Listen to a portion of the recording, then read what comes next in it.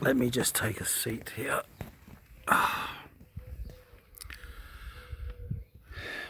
Vacancy of mind.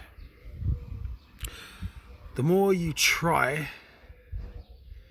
the harder it gets, because it's really difficult and you want a result.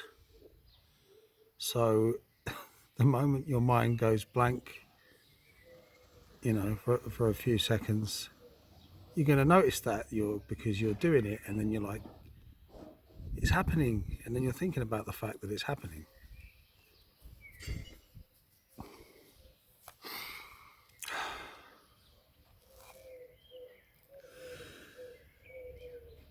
This idea, this is, not that I'm a martial arts guy or anything like that, but I have learnt to chill out as I've approached middle age, and not be quite so.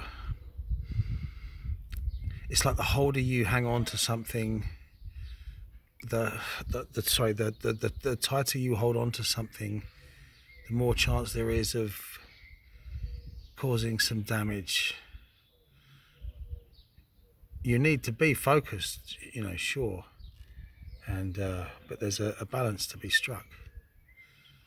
I just want to share, my personal experience, because this was something that was, difficult for a long time. And as I'm listening through,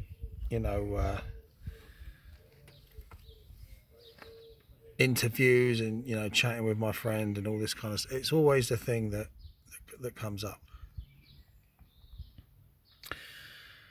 I really hate to use this analogy, but I'm a pretty straight-laced guy, pretty clean in many ways, but I remember there was one particular period where I went through something that was so mentally difficult to take that I got drunk every night for a whole week because I didn't want to think.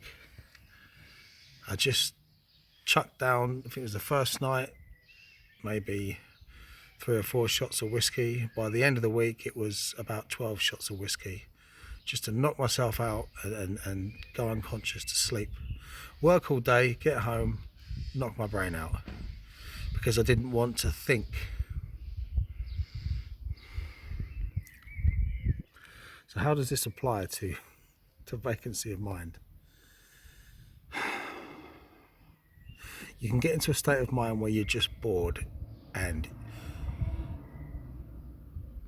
you just don't care, and I think we can all relate to that. You're tired, you just want to shut down, you just want to go unconscious, or as relates to the example of the whiskey, where you just don't want to be conscious.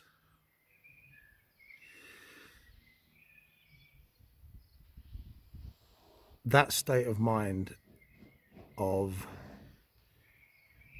not wanting to think, because I've been there, it was something that I was able to recall, especially at the end of a long, tired day, window cleaning.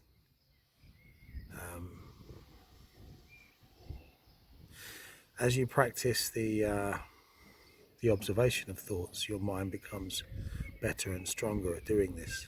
So if you can crossbreed that with the notion of not wanting to think, not thinking that, but just being in that mode, that was how I conquered the vacancy of mind. I know that's probably a little bit, sounds a little bit hardcore, doesn't it? But that's how I do it. That's how I tick that box, that very difficult box. And now I'm on step 2. Fuck me.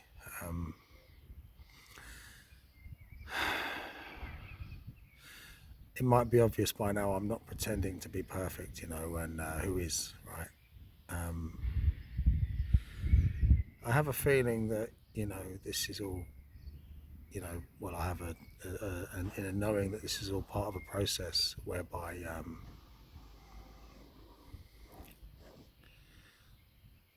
things subconsciously desire to be straightened out,